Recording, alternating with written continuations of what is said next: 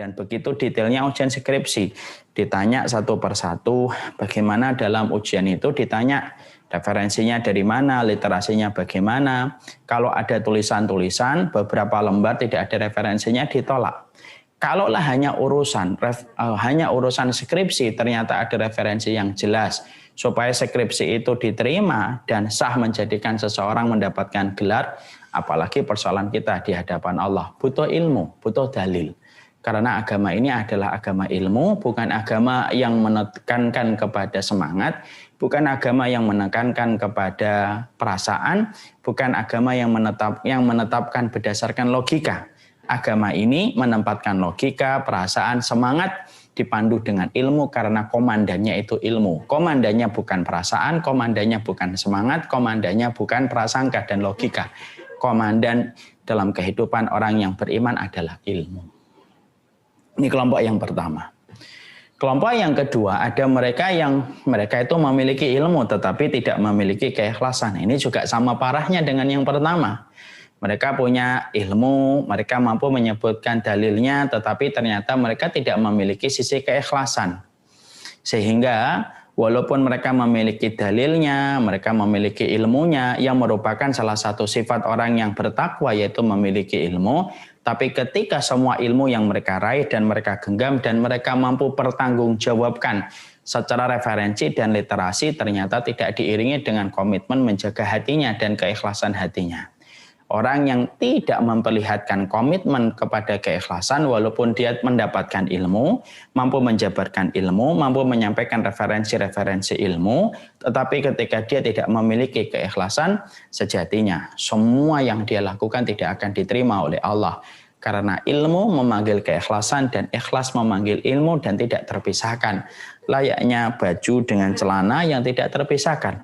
Layaknya handphone dengan chargernya yang tidak terpisahkan. Layaknya jendela dengan pintu yang tidak terpisahkan. Dan itulah sejatinya yang kita dapatkan.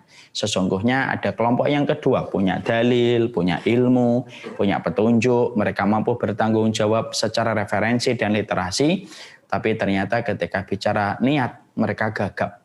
Mereka tidak mampu menyebutkan niat dan ikhlas, mereka tidak mampu menempatkan keikhlasan pada hatinya, maka seketika ilmunya tidak tersisa, menguap dan tidak ada yang diterima oleh Allah walaupun sejengkal, karena ilmu tanpa keikhlasan sebagaimana celana tanpa baju. Itu yang kedua. Ada kelompok yang ketiga, yaitu mereka yang tidak pernah peduli tentang keikhlasan dan tidak peduli tentang ilmu. Ini yang paling parah. Mereka tidak peduli tentang ilmu, tidak peduli tentang ikhlas. Bagi mereka itu ya kehidupan itu ya santai-santai aja. Yang penting Islam, penting Islam gitu.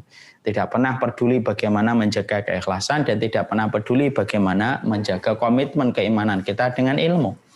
Nah, kehidupan itu yang paling penting profesinya, yang paling penting jabatannya, yang paling penting hobinya, yang paling penting apa yang dia lakukan. Dan sama sekali tidak mau dipusingkan dengan masalah ilmu dan tidak mau dipusingkan dengan masalah keikhlasan. Nah, ini yang paling parah.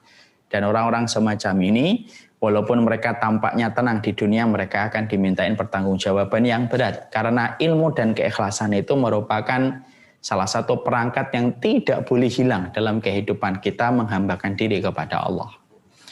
Maka yang keempat, kelompok yang keempat itu, kelompok yang mereka itu sejatinya adalah kelompok yang Allah cintai kalau bicara ilmu.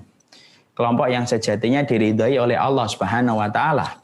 Yaitu adalah kelompok mereka yang memadukan antara ilmu dengan keikhlasan.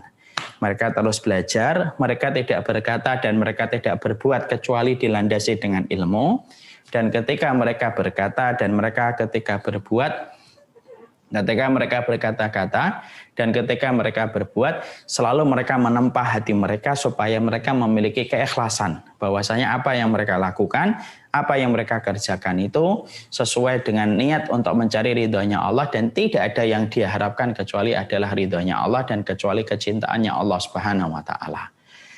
Maka orang semacam inilah yang memadukan antara ilmu dengan keikhlasan dan inilah sejatinya karakter ketakwaan. Karakter ketakwaan itu mereka memiliki dalil, mereka memiliki ilmu, mereka juga punya keikhlasan. Setelah ilmu mendarat pada pemikiran mereka, setelah ilmu mendarat pada hati dan jiwa mereka, maka mereka rubah bagaimana kekuatan ilmu yang sudah mereka peroleh, kekuatan ilmu yang sudah mereka dapatkan, mereka luncurkan dengan amal-amal yang mereka lakukan. Inilah sejatinya orang-orang yang memiliki ketakwaan pada kehidupan mereka. Makanya Masya Allah ya. Nah inilah yang disebut dengan ketakwaan yang kedua. Al-amalu bitangzil. Sesungguhnya mereka senantiasa beramal dengan apa yang turun kepada mereka. Makanya Masya Allah ya. Bisa jadi ada orang yang ilmunya sedikit. Walaupun mereka terus berusaha. Tapi bisa jadi orangnya berkah dengan ketakwaan walaupun ilmu sedikit. Karena apa yang sampai kepadanya itu betul-betul dia kerjakan dan dia lakukan. Ketika dia paham bahasa sederhana dalam ketakwaan itu, lakukan apa yang Allah perintahkan, tinggalkan apa yang Allah larang dengan ilmu yang sampai.